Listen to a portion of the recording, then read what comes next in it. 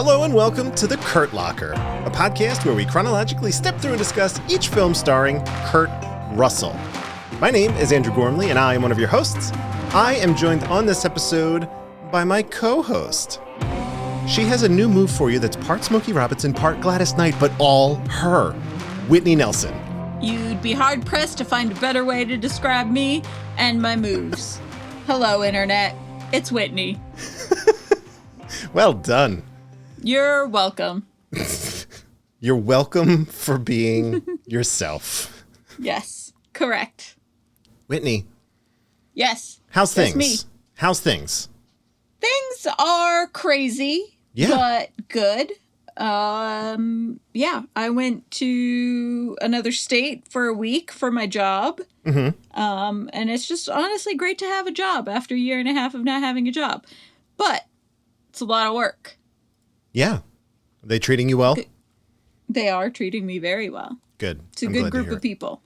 It's exciting. It's exciting to try to, it can get a little dicey when you're first feeling out like, I'm starting this new journey. Are these people cool? Are they going to micromanage me into oblivion? And it's nice when you find out that the answer is no. They're cool. Yeah. They're not going to micromanage me into oblivion. Yeah, that's great. That's great. Mm-hmm. Yeah, it's a lot of fun, but it's also been kicking my butt. Hence a little bit of a break here on the Kurt Locker. It's mostly 99% Whitney's fault. Hey, look, we want to be accommodating, Yeah. This isn't the Kurt Locker, as many people depend on us to do this, Mm-hmm. It is still a labor of love. Yes, we're not going to let you down, but also I got to pay the bills. That's true. So day job comes first, then all of you lovely people who listen to the Kurt Locker. You are second. Don't tell my fiance or my dog that. Close second, followed by the fiance and the dog. Okay. Mm-hmm. Okay. In that order. And then the cat is fourth.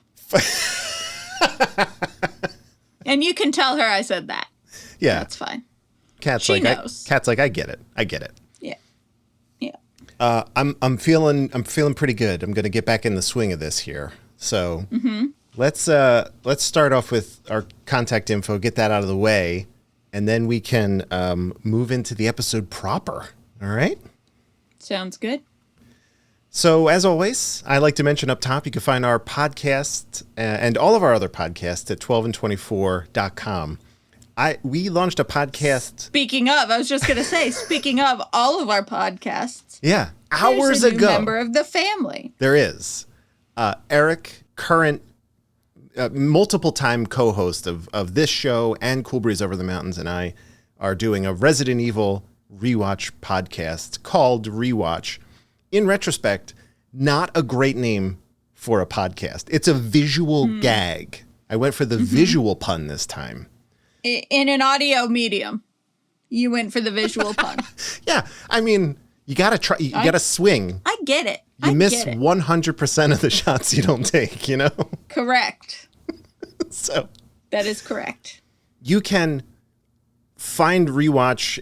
We'll be tweeting out the links to it. It's on our website, 12and24.com. You can find it there. It's everywhere already. It was kind of we rolled it out. And then a little bit of a stealth launch. Yeah, we rolled it out and got it in the directories it needed to be in. Today was the last one. Google, thanks for nothing. They listed us. So then we just pushed our first episode live, and it's great. That will only run for 6 weeks, seven weeks, because there will only be 7 movies for the time being, which is great. For the time being. Our 7th movie will end with the new one that launches at the end of November, sometime there. So it's fun timing. Check that out. About this show, you can email us, kurtlockerpod@gmail.com, or hit us up at kurtlockerpod on Twitter. As I've mentioned numerous times, we have a Discord. If you check the show notes, check the website, all that stuff. It's 12and24.com/Discord. Just had somebody join today, Whitney. I don't know if you saw. Just want to make sure I have the name right here. Tombstone Forever. Forever joined. And first post was, Can't wait for, of course, ... So I'm assuming Stargate. I don't know. Yeah, I was going to say Overboard. Overboard. Coming up soon. So thanks for joining. Tombstone Forever. Love the username. Mm-hmm. And the icon, your avatar. Oh, yeah. Great. Perfect one. And then finally, if you want to support us with just a moment of your time, please share the show with your friends, rate and review us on iTunes. That brings more folks into the fray. I realized again, I'll pull it for next week. We have reviews from other countries, okay? Because we're popular all over the world, apparently. And I know that we have at least 2 or 3 reviews from the UK, but that doesn't show up by default in the podcasts app. Like I have to log into a third-party service, change the country, like it's a whole thing. But I will get those, and I'll read those and thank those people properly when it comes to that. Next week, next episode, whenever. Whitney, I would like to, if we can, I'll read the synopsis, if that's okay. And then you take the critical reception. Do you want to switch it up? How you feeling? No, let's not change midstream. Okay, good to know. Let's go. Today, we are talking about the film The Best of Times. Everyone has something in their life they wish they could do over. You dropped the ball. You dropped the ball. I've simply been known as the man who dropped the ball. Jack Dundee did something so awful. You remember, Reno remembers, the whole goddamn town remembers. Okay, I remember. I knew it! So humiliating. So unforgivable. Get out! He'll never live it down. Jack, you got no shame at all. His only chance is to live it over. You can't rewrite history. Why not? It's an unnatural act. Jack, there is no such thing as an unnatural act. I should know. I've just come up with a big idea. You're going to replay what game? Jack, you can't play that game again. I am throwing down the gauntlet. Ow! We can raise Taft out of lethargy. You think Taft's lethargic? You're damn right it is. Proud of it. A small-town loser determines to have one more shot at the big time by winning a football game. Okay. The movie was written by Ron Shelton and directed by Roger Spottiswoode. Co-starring alongside Kurt R., Pamela Reed, Holly Palance, Donald Moffat, Margaret Whitten, M. Emmett Walsh, and of course, Robin Williams. Mm-hmm. What is happening here? You telling me there's a movie with Robin Williams and Kurt Russell that you've never heard about? That I've never heard about.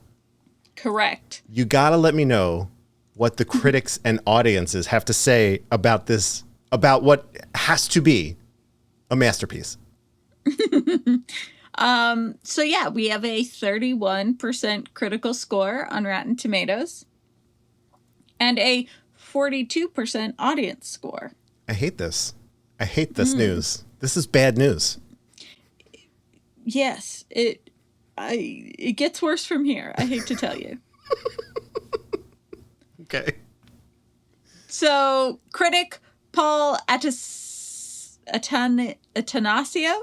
from the Washington Post says, what it really resembles more than anything is a teen comedy populated by adults. Ouch. Quick and to the point. Yeah. User Kralik on Rotten Tomatoes gave it 4 out of 5 stars and said, why did this movie fail commercially? It's got a sharp script and great performances by Kurt Russell and especially Robin Williams in a brilliant manic nerd turn that's different from any of his other work. A great renter. A great renter. Mm-hmm. Fun. A great renter.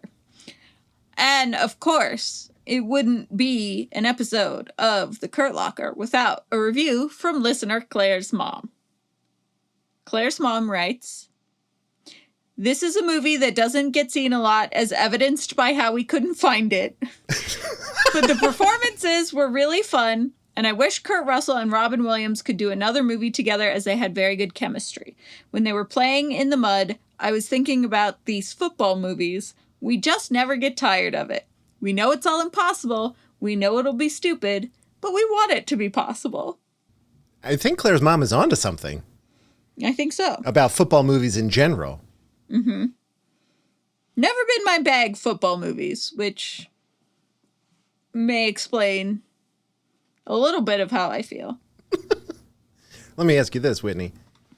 On one of our other podcasts, we reviewed a football movie. It was called The Replacements. Yes, and I found it serviceable at best. Yeah. Okay, great. I just wanted to, that's, and I believe famously that may be the only football movie that I find even kind of remotely watchable because of it puts comedy and character in the forefront, I think. So I'm curious, as we've discussed, okay? This is a movie that stars Kurt Russell. And Robin Williams. Yes. This is an open and shut case, just from the two leads alone. Yes. All right.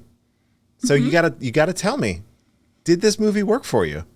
No, it did not. What happened? What happened? Nothing happened. Oh, you're right. I think that's it. Huh. This movie is an hour longer than it needed to be. Yeah. And I think overall, Kurt Russell and Robin Williams both did okay jobs. I don't think either of them necessarily turned in a master performance that would have saved the movie, but I also think that they did fine and did the stuff that we expect from Kurt Russell and Robin Williams. And I do think that they had okay chemistry. I just think that the whole premise was nonsense. Yes. 100%. I think wanting to relive your high school football glory or lack thereof as an adult is incredibly foolish. And I think that winning a football game to save your marriage is even more incredibly foolish. Yeah. And that's kind of all this movie goes on. I thought I liked both of the wives as sort of side character comedy. I think they did a very good job and were quite humorous. I also think that the way that they depicted love and long-term relationships and when you get mad at someone and what is the final straw and how you can't help that you're still attracted to them and like want it to work out even if you don't want it to work out. I think all of that actually rang fairly true, even if it was all very silly. I think they did a good job in depicting how you feel about somebody when you're done, but also you're not done.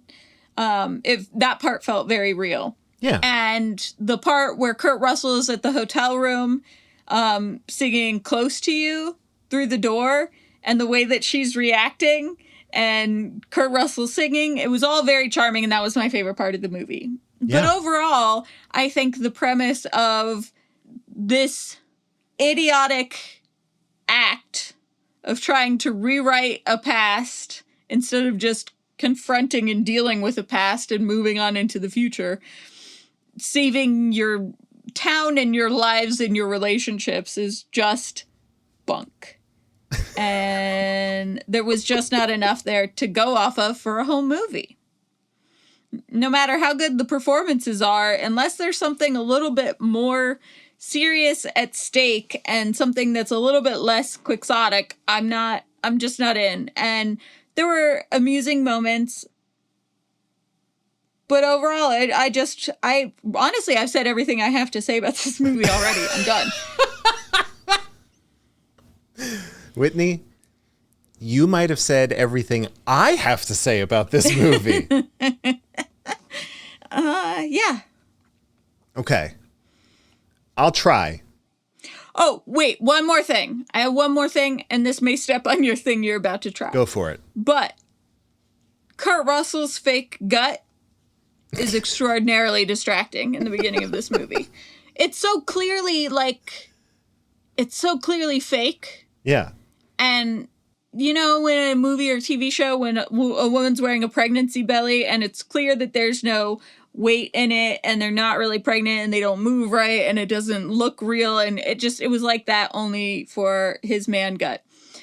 But I did very much enjoy the sort of ex-jock car mechanic, you know, grungy guy whose real, like, calling in life is painting masterpieces of art onto the sides of vans. The sort of, I very much bought into Kurt Russell's sort of, you know, white trash jock with a sensitive side. Hook, line, and sinker. I was in on that. I think overall that sort of like rough around the edges with a heart of gold sort of stereotype for a dude. Kurt Russell did very well in this movie, and he was very cute. Okay, now I'm done. Now that's everything I had to say. Now it's your turn. Damn it, you stole my Kurt Russell gut. I had a whole diatribe planned. Oh, just as a passing thing, I agree with that. I'm like, look at this guy. It was That's not very real. distracting. Look at the rest of this guy. Come on. Yeah. Yep. All right. Yep. When you create a character named Reno Hightower. One of the best names of all time. Yes. When you do that, you have my curiosity. Mm-hmm. When you assign that character to Kurt Russell, you have my attention.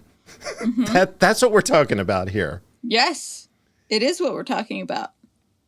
This movie should have been the easiest sell in the world.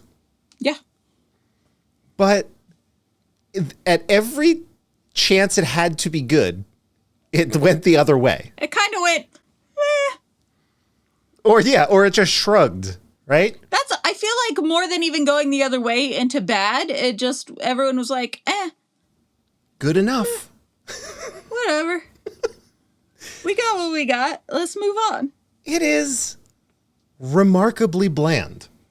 Yes. If it was a drink, it would be room temperature tap water. It is nothing. It is not refreshing. I did not laugh. I did not feel at all during this film. I never related harder to Charles in my life. I did not feel is a hell of a pull quote. Yeah. It is so full of what you said, these dopey tropes and stereotypes about machismo and what it means to be a man and tying your identity to a sport that it broke my brain. I was like, I cannot believe that anyone agreed to this script. I can't. Honestly, the best part about this script is that their rivalry is against Bakersfield. Yeah. Which is a terrible, terrible place. And anyone who knows anything about Bakersfield, when you're like, this is their rival, that's like the big city equivalent metropolitan rival to this town. Yeah. And that tells you how shitty this town is. That's funny. That's funny, and that worked for me very well because I grew up in Southern California and Bakersfield is a hellhole.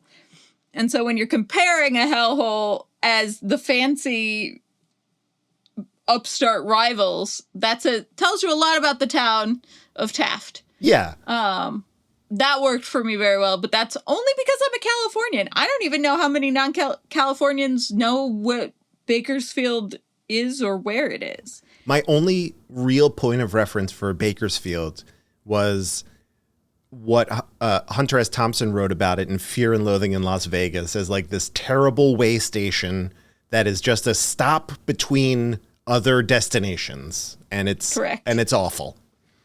So that's and insofar as that, I understood. And Taft is a shitty place. Like, it is a terrible, terrible town.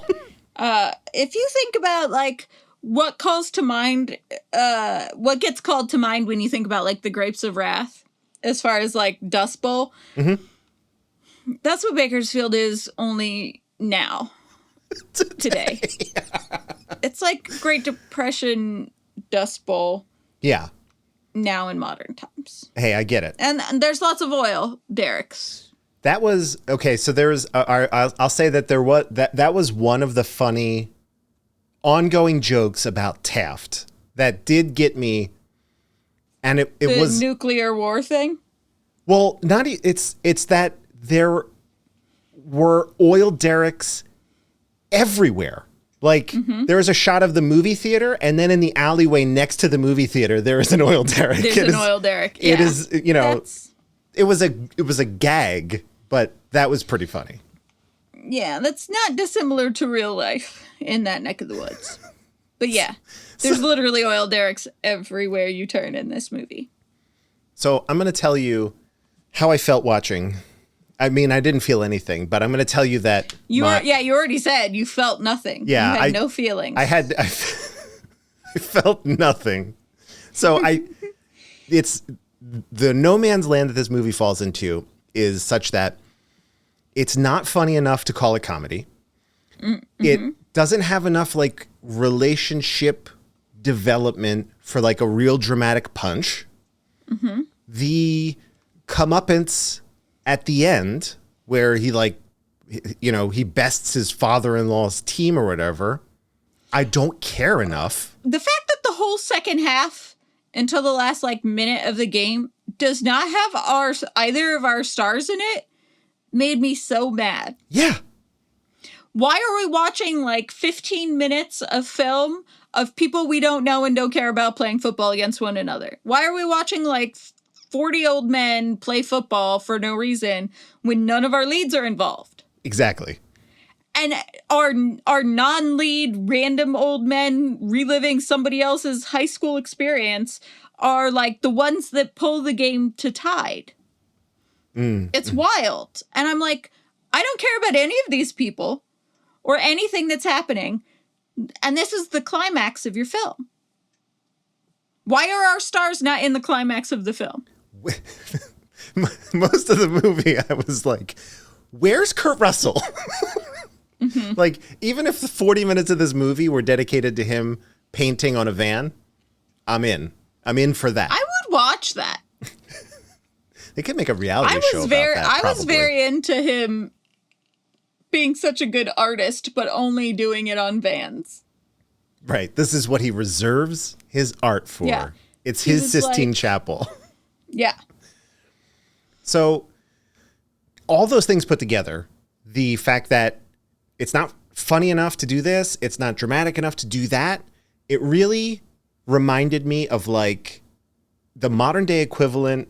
And I don't mean to disparage what I'm about to compare them to. I'm just trying to put it in a slot that fits for me. It's like a movie you might see on Oxygen or Hallmark or Lifetime, but worse somehow.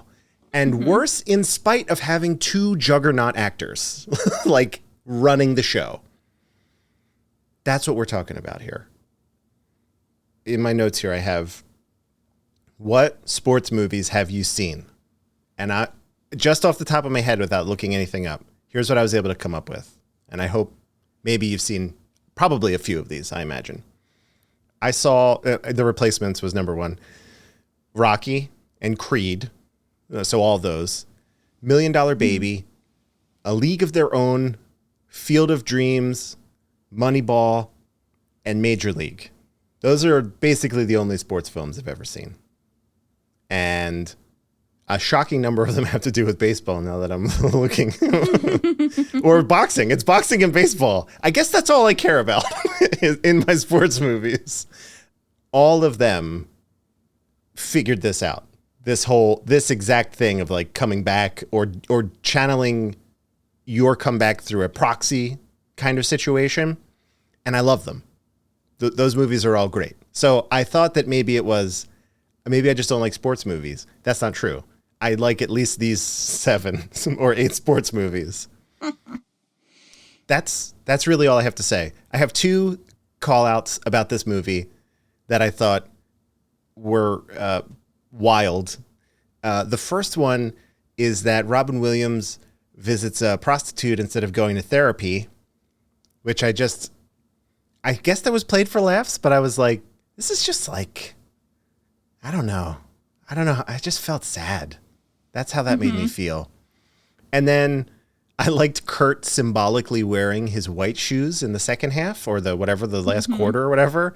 And they were white for like 1.5 seconds. Not even. They were already, the first shot of his white shoes on the field, he already had mud on them. They were terribly stained with mud. So there's that.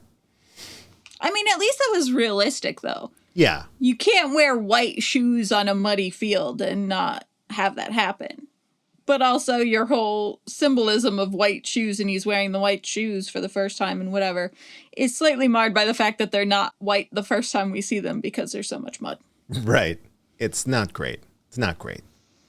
You know, Whitney, we're gonna see here. We're gonna see here. We have someone who'd like to join us for a moment. I don't know how this is gonna go, but I'm super excited to find out. Let's see. Let's hear what they have to say. I pressed the button.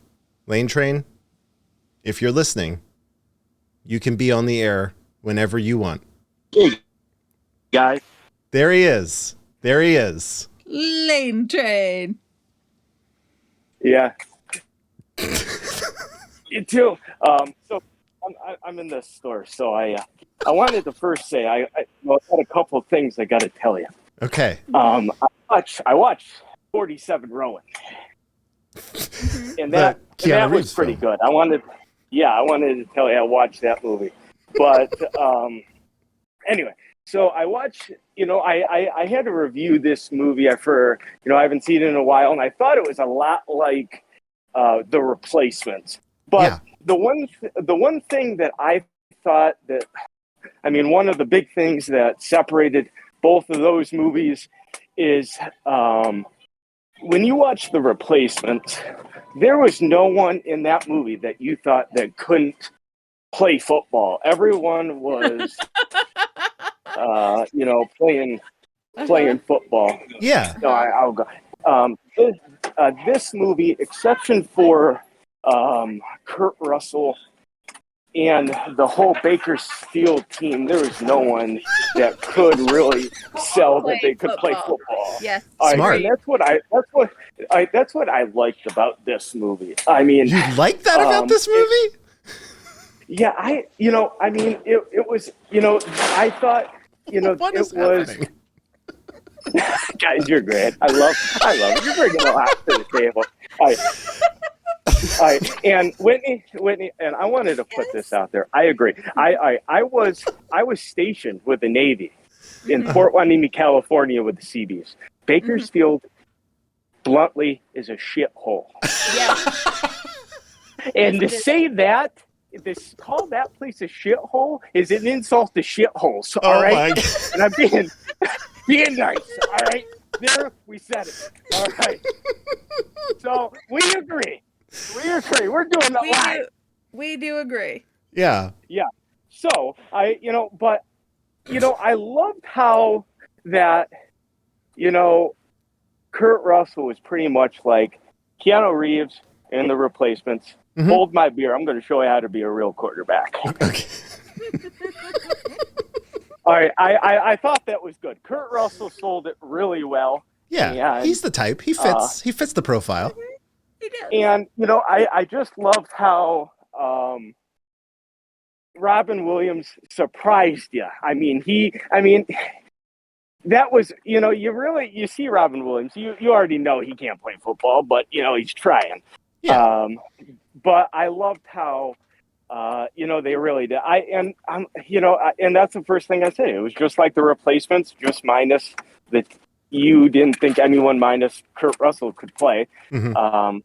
Still, I wouldn't say it's his best movie, but it was more of a comedic thing than really I would call a sports movie. Fair enough. All right. As always, thank you for being here and bringing the truth the way only Lane Train can. The Lane Train truth. Oh, absolutely. I do it for you guys every day and twice on Sunday. Thanks so much. There you go. I never know. I could, if I get you, it's only a yes or no. It's a 50-50 shot with every movie. I could never tell you what Lane Train's thinking about any given movie. I could never do it. All I know is he's generally more in favor than I am. Sure. I could go with what you think and then maybe do the opposite. It's like one of those episodes of Seinfeld, like George, just do the opposite of your instinct. But not quite though. It's just generally I think he's just generally more forgiving than I am. Yeah. And that's fine. Hey, I love it. It's That's great. There's something I for wish everyone. I could be that way. Yeah. I wish I weren't so critical about movies sometimes. I'm like, oh man, old Buzzkill Nelson's here again. Really ruined the party for everyone. Old Buzzkill Nelson. Mm-hmm. All right. Well, I have I think that's everything. I do want to ask you though. Mm-hmm. I have something. A brief moment of, is he hot in this one? If you just want to know what movies is he pretty in, that's a heavy burden for me alone to bear. Maybe just his character in the last one bugged me enough that I didn't think he was as dreamy. He's very dreamy in this film. Is he hot in this one? So Whitney, you've already discussed at length the fake gut. But on the other side, you have argued that you like that he's an artist and that he has a And I theme. very much liked when he was singing. And the singing part, which was very charming. Very charming. So, in terms of just, putting aside everything else about this movie, is he hot in this one? Yes, he is. Oh, all right. Okay. All right. I quite fancied him in this one. There you go. Okay.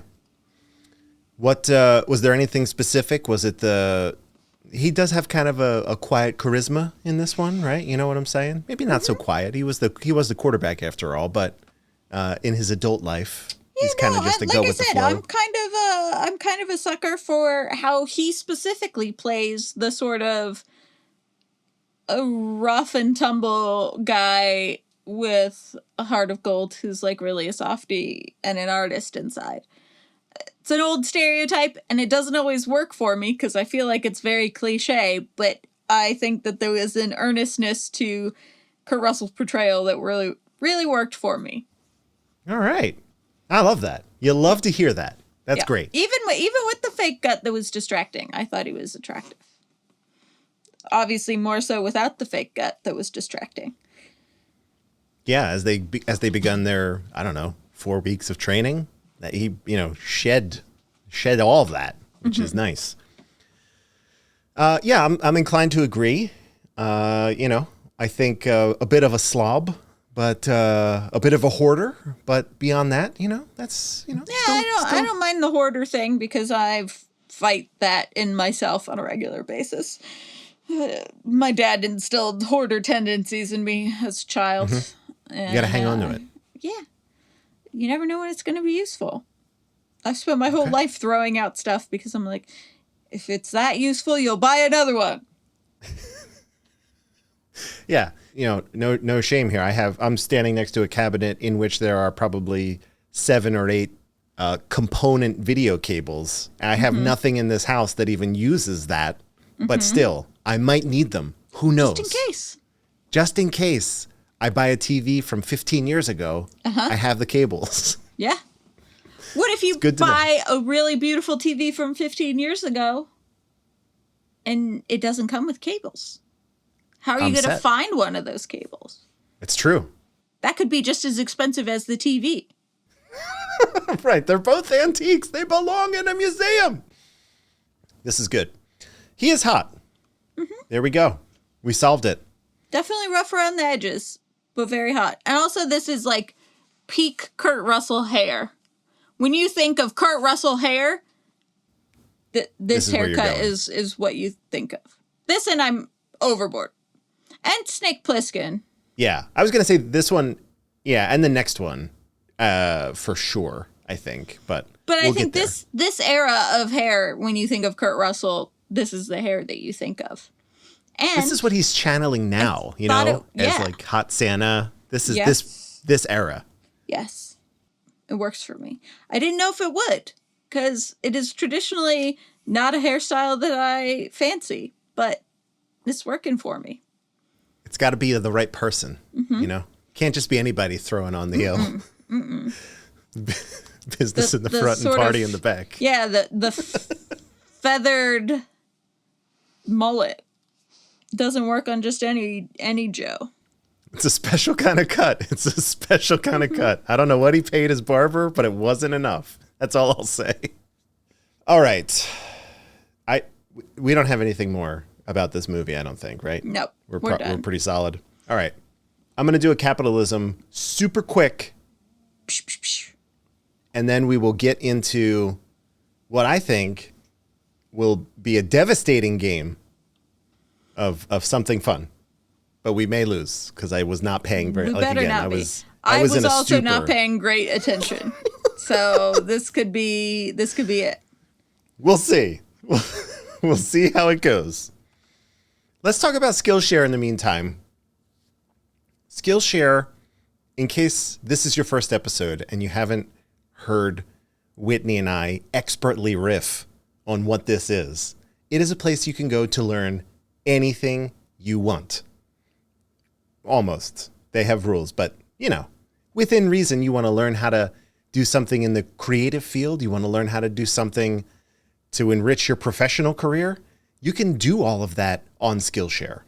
Their top level categories are create, build, and thrive. So you can create things. You can, building is a little bit more, what would we say, like esoteric, like, you know, a brand, like doing brand stuff is building. And then thriving. If you've got the business side down, you want to practice mindfulness or meditation, things like that. That's where Thrive comes in. You could do all that kind of stuff. Do watercolors and Thrive. I guess that's also create. Doesn't matter. I vouch for this platform as both a student and a teacher. So this ad is for you if you fall into either camp. You want to learn something or you want to teach something, Skillshare is where to do it. They have currently 38,000 classes, all with great outlines, all with high quality video content. Everything is vouched for by their team before it goes through. So you're not going to get like spammed or asked to subscribe to 700 email lists to get the good information. You have to pass a certain minimum of quality to even get on the platform, which is great. What we have is a free 1-month trial. If you go to 12and24.com/Skillshare, you can also check the show notes or tap on the artwork for this show right now in your podcast player. It'll just take you there. It's incredible. Technology's amazing. After your first month, it's just $15 month to month after that, or $8.25 per month if you prepay annually. It's like 100 and change or whatever. I'm not doing math. I didn't take the math class on Skillshare. It doesn't matter. That's it. I use it. I think Whitney has or intends to use it for her career. It's wonderful. Both It's a of those wonderful things thing. are true. That's it. Capitalism completed. Go to Skillshare, 12and24.com/Skillshare. It's great. It's wonderful. And now, oh my gosh, it is time. I'm so ready for this to take me away. Figure it out, asshole. We're gonna find out who's who. I mean, I'd peg us at a D- for this kind of thing. Keeping you at a disadvantage is an advantage I intend to keep. Think you can win on talent alone? You don't have enough talent to win on talent alone. I don't remember, okay? Ask about horses again, I'll slap you red. Hey! That was fun! I hope it's fun. This is Figure It Out, Asshole. It's our very own quiz show where the host will ask each of us 3 questions. If we get it wrong, the other participant has a chance to steal, assuming they remember the remaining answer. I don't know if there were any other rules introduced. I don't think there were. So without further ado, let's introduce our master of ceremonies coming to you live from the void. It's Charles Nolan. Hello, everybody. Hello, Charles. It is good to hear your voices. Likewise. You always come booming in. I love it. Yeah, ditto. It's the only way that I know how. It's perfect. Never change. Are we ready to figure it out? Oh, I'm ready. We are as ready as we're going to be. Wonderful. Let's start off with Whitney. In the video montage at the beginning, we see the town changing its name from Moron to Taft. What was the population of Moron at the time of the change? Was it 127, 217, 271, or 712? That's a lot. 712? That is incorrect. Steal. Andrew. I remember that you said 217, so I'm going to say 217. That is correct. Yes! Amazing. Amazing. They were all 2s and 1s and 7s. It's very confusing. They were. Question number 2 goes to Andrew. Okay. How much was Jack's quote-unquote therapy massage session? Was it 50, 55, 60, or 65? I don't think it was a multiple of 10. I feel like it was something weird. I'm gonna go with 55. That is incorrect. Damn it. Steal? Whitney. I think it was 60. That is correct. Nailed it. Oh, I was dead wrong. $60. She had to call in anything over $50. Got it. That checks out.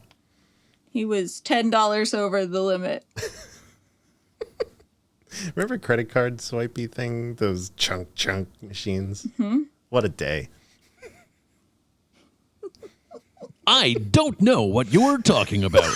Good, it's probably for the best. Mm-hmm. Moving on to Whitney. What number does Reno wear on his jersey? Oh. Was it 12, 33, 51, or 86? 51? That is incorrect. Damn it. I think... I don't know. No. I remember you said 12. I'm going with 12.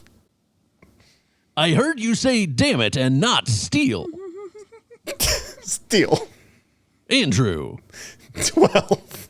That is correct. Yes! Amazing. You had me spinning for a second. I was nervous. Amazing.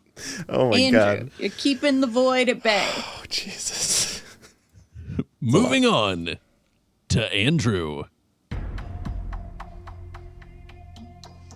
Gigi holds up a brake drum for Reno to identify in their yard when they are having a fight. God. What year was that Studebaker brake drum? Was it 52, 53, 54, or 55? Oh my God. That was the hoarding thing I was referencing. 53. That is correct. Oh my Amazing. God. What is happening? Andrew, you are crushing it. I watched this movie like 2 weeks ago. Oh, I was nervous. Okay. This is impressive. Back up to Whitney. Here we go. What is the name of the inn that Jack goes to after being kicked out of his house? Was it the Magic Hat, the Magic Act, Class Act, or Top Hat? Top Hat. That is correct. Nice. Woo. Yeah. I got one. You did it. You now have 2. What? 2? That's so many more than I thought I would. That's like 200% more. That is 200% more than I thought I had. Yes, correct. Congratulations. Moving on to Andrew. What's the name of the bowling alley / performance venue where Jack interrupts Gigi's performance while dressed as a tiger? Oh my God. Was it Safari Bowling, Jungle Bowling, Gorilla Bowling, or Rainforest Bowling? I don't really... I'm going to go with Jungle Bowling. That is incorrect. Damn it. Steal. Whitney. Safari Bowl. That is correct. Nicely done. Nicely done. All right. The score is currently tied 3-3. Look at that. See? Who'd have Coming thought? for you, Andrew. The next question goes to Whitney. All right. Which of these names was not part of the offensive line of the team? Oh. Oh, boy. Bam Bam, Dickie LaRue, Bruiser, or Mondo? Say the one that's funny. Dickie LaRue. That is incorrect. But it is correct in that it's the funny one. It is the funny one. It is very fun to say, Dickie LaRue. What is happening? Andrew is giggling like a child. I'm crying. Oh my Now gosh. you have to remember one of the other names. I'm going to You steal. do. You cannot say Dickie LaRue. Steal. Andrew. I'm going to go with Mondo. That is incorrect. God damn it. The Floyd gets one. Oh. The correct answer was Bruiser. Bruiser. There was no Bruiser. Bruiser on the team, but there was a Bam Bam, a Mondo, and most importantly, a Dickie LaRue. That's a good one. I love it. Moving on to Andrew. All right. Kirk Cameron plays Kurt Russell's son. He would also go on to play Kurt Russell's character in a TV movie adaptation of which Kurt Russell film? Oh boy. Was it I know this one. The Computer Wore Tennis Shoes, The Strongest Man in the World, Now You See Him, Now You Don't, or Follow Me Boys? Okay, so I only know of that one of these was made, and Whitney told me. So Whitney, if I get this, maybe we can split the point. I could be wrong. Is it The Computer Wore Tennis Shoes? That is correct. Yeah. That is correct. Congratulations. Yeah. Otherwise, I would have never known that any of those things became TV shows. Yeah. Let me just say, the TV show's not great.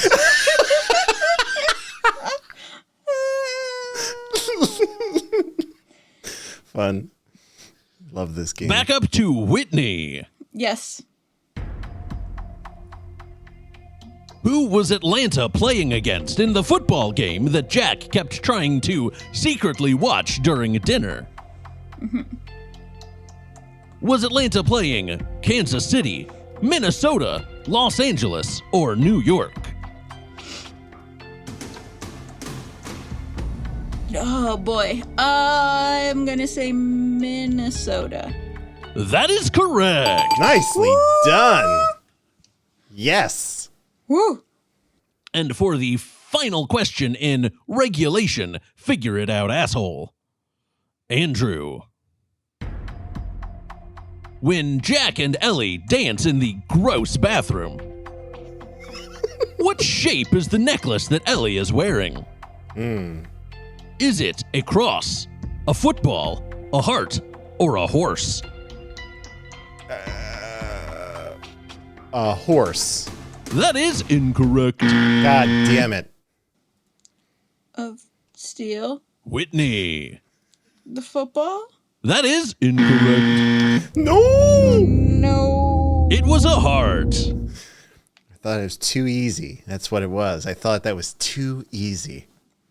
Here I am. That's what we in the business call a trick question. And what I particularly call a tricky LaRue. Note that down, audience. I want that to come back. The score is currently 4-2. And we have 3 questions for our bonus round. Look at that. Our bonus round works that questions are not posed to one particular player. Both players get to buzz in, and the first to buzz in gets to guess the answer. So, let's hear our quick buzzer sounds, starting with Whitney. Me. And Andrew. Bzz. And this is what the Void's buzzer sounds like. Let's get started. Bonus round, question number 1. According to Darla, how many touchdown passes did Reno throw against Porterville High in 1972? Oh. Was it 4, 5, 6, or 7?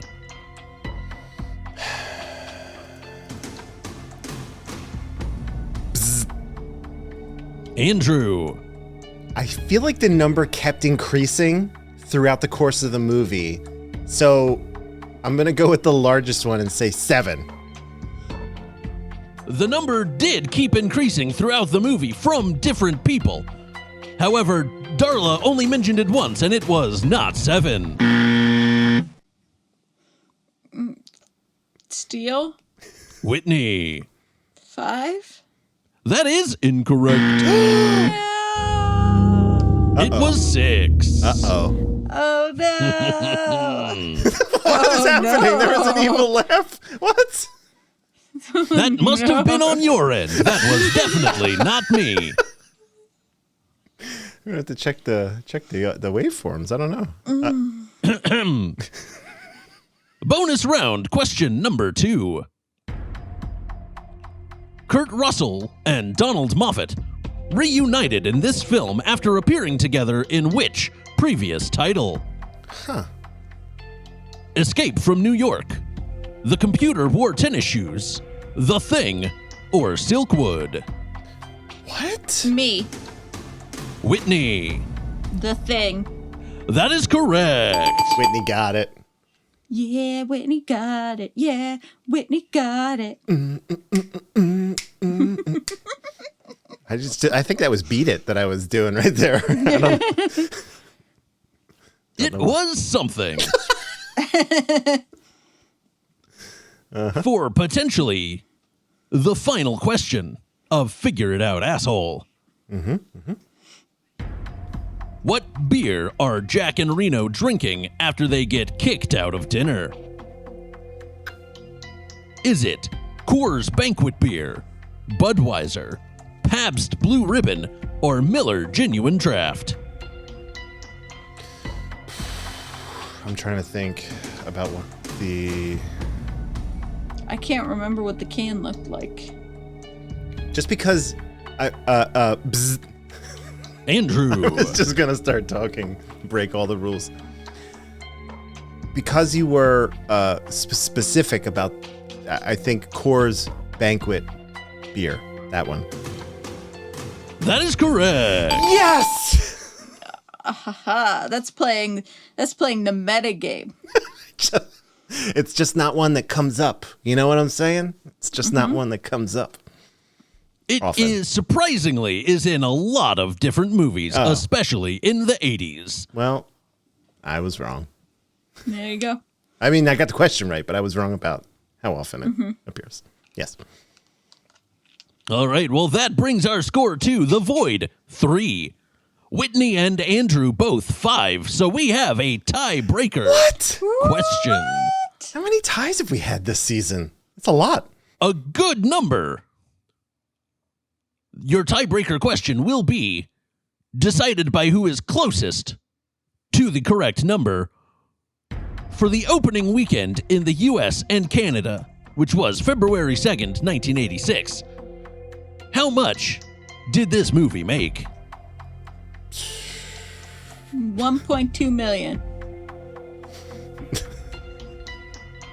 That's generous. I don't know about that one. I always go under. This time I decided I would go over. I'm gonna go with like half $500,000. I don't think this movie did anything. The correct answer is $2,419,800. What? Whitney is the winner. You were meant to be here tonight. Oh my gosh. Oh my gosh. Well done. Feels good, man. Feels good. Get the chills when I hear this. It's a great song. It's a great song. I'm not the dominating force in the Kurt Locker that I was in Cool Breeze Over the Mountains, so I appreciate a win when I get it. Yeah, I mean, you really wiped the floor with Evan and I, and most other co-hosts for that matter. So that's true. That is very true. Staggering. This season has been a lot more even. Well, with that takes us to Figure It Out Audience. The part of the game where you listening at home can play along.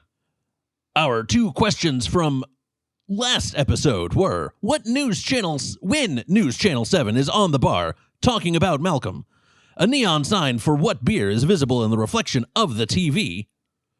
The correct answer was Miller High Life. And then, what's the name of the paper Malcolm is working for at the end of the film? The correct answer was Greeley Tribune. Okay. For the questions for this week, if you think you know the answer, you can drop it in the Discord if you are in the Discord, or you can tweet to me at TheNolan, TheNowlin. And if you're right, you'll get shouted out on the next episode. Question number 1. There's a banner on a tower during the big game that dubs this match The Great What? And question number 2. What color flower is the Colonel wearing during the game? Those are our questions. Tweet to me, and if you're right, you'll get shouted out on the next episode. Love it. I love it. The audience loves it. It's great. Everybody loves it. Everybody loves it. Charles, I gotta say, thanks again for being It was here. a good one. It was great. Let's You did good. let's do this again. Let's do this again sometime. Yes, please. I very much enjoy doing this. All right. Well, I bid you a good void. I think that's what we say to each other now. Yes, good void to you. Soon. Oh no! He snuck something treacherous in at the end. I don't like this steadily, progressively more treacherous thing. I find it deeply unsettling. Yeah. Oh, he's really gone. He didn't have any retort for that at all. Okay. Yeah. I feel nervous. All right, I'm going to walk us through the plot, which on Wikipedia is approximately 3 sentences. Yes. Jack Dundee Robin Williams, is a banker obsessed with what he considers the most shameful moment in his life, dropping a perfectly thrown pass in the final seconds of the 1972 high school football game between Taft and their arch-rivals Bakersfield, which ended in a scoreless tie. Since that game, Jack has found it impossible to forget this event. He works for his father-in-law, the Colonel, Bakersfield's biggest supporter, who reminds him of the event almost daily. 13 years later, Jack coerces Reno Hightower, played by Kurt Russell, quarterback of the fateful game and now a financially struggling van specialist in debt to Jack's bank, into helping him replay the game. Reno is the greatest quarterback in the history of South Kern County and the only quarterback to wear white shoes. With Reno and Jack together, they convince supporters in both towns to restage the game, and in the process, revitalizes Taft as well as his and Reno's marriages. The end. The end, indeed. Let's not waste any time here, Whitney. Do you recommend this movie? I do not recommend this film. Andrew, do you recommend this movie? Let it be said that I do not recommend this movie. Mm-hmm. Is this the worst Robin Williams movie you've ever seen? I believe it is, yes. Is this the worst Kurt Russell movie you've ever seen? No. Okay. I just wanted to make sure, but you feel pretty certain that you're the worst Robin Williams movie you've ever seen. I think so. I haven't seen a ton of Robin Williams movies. I mean, I don't love Mrs. Doubtfire, but I'd rather watch Mrs. Doubtfire than this. Yeah. I think about the other things he's done, even if they were more dramatic, like Patch Adams or something like that. Yeah, and Patch Adams is not a great movie, but I would rather watch that one again. Yeah. Yeah. That's kind of where I fall on. Jumanji? Come on. Oh, Jumanji's great. Come on. Let's go. All right. Birdcage. Oh, the Birdcage. Let's go. It's a great movie, actually. Great movie. Mm-hmm. Mm-hmm. Here's another question for you. I am incredibly curious about this one because we've talked about this scathingly. Where are you going to put this in your Kurt Russell movie rankings? I know it's not going in the 20th spot based on what you just said, but is it going? It is not going in the 20th spot. How funny would that be if you put it after a movie you haven't even seen? You're like, I've never seen Superdad. I'll never watch Superdad. This is worse than Superdad. Yeah, no, it's not last spot. I'm putting it at number 13. Yeah. Between The Barefoot Executive and Charlie and the Angel. Okay. Number 13. Yeah, okay. I can get behind that. That feels pretty good. I'm going, I messed that up. I'm going a little bit lower than you. I'm going to put mine at number 16. This is just barely better than The Fox and the Hound. Ooh, and you really did not like The Fox and the Hound. I was not a fan of that movie at all. So 13 for you, 16 for me. I anticipate this to drop with this group of movies as we go on. There will be no reckoning for this film. No. So there's that. All right. Let's talk about Brighter Days and our next episode, which is a doozy. It is a doozy. I'll be walking us through Big Trouble in Little China. Correct. I think we have some guests, plural, for this one. We do have guests, plural, I believe. This one is kind of a big deal for us, for Kurt. Obviously, it was, and it's a classic. It is a classic. It is my fiance's favorite movie of all time. Period. Wow, just that's it. All right. That's it. You know, sometimes when you hear a person's favorite movie and you're like, huh, that's not true. When I hear that someone's favorite movie is Big Trouble in Little China, I'm like, I get it. Sometimes you're like, that one? That one? Oh, often I'm like, really? That's your favorite movie? Okay. But this one may not be my favorite movie, but I understand it being someone's favorite movie. It is It is a substance unique unto itself, like Velveeta or plutonium. It certainly is a whole vibe, as they say, you know? So, and if your vibe lines up with it, more power to you. It's not. Yes, correct. It's not even my favorite Kurt Russell movie, but I remember having a great time watching it. I very much appreciate it when I saw it the first time. Yeah. So that's great. We're getting into Big Trouble in Little China very, very soon. How soon? I don't know. We'll just have to play that by ear as soon as possible. Soon. Soon. That's how soon. Whenever that is. Yeah. Quite soon. Whitney, thank you for taking you. the time. You're Andrew, crushing it. You're doing great. Thank you. I do what I can. I'm here. Making it happen. Look, I love doing this. It's great.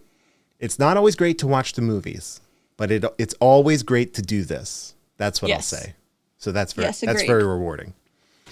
If people wanted to keep up with you elsewhere on the internet, if you have time for that even, where might they do that? On Twitter at Whitney_Nelson, NELSEN. The last time I tweeted was today to try and get someone from corporate for a company to help me because I was not getting assistance elsewhere. Perfect. So that's the kind of blazing content you can expect from me. You know who you kind of sound like right now? Who? Evan. I do kind of sound like Evan. That guy. That guy. And Whitney Nelson without the underscore, NELSEN on Instagram, where I post mostly aminals. It's delightful. I highly recommend the Insta. Very quality content over there. There was me in a bat scarf sipping frosé the other day. That was great. I loved it. If that's your bag, sign up. I don't even do, like when I scroll on Instagram now, and it's not even, I don't even like things anymore. It's gotten to the point where it's so passive where I look, I'm like, that's incredible. Love it.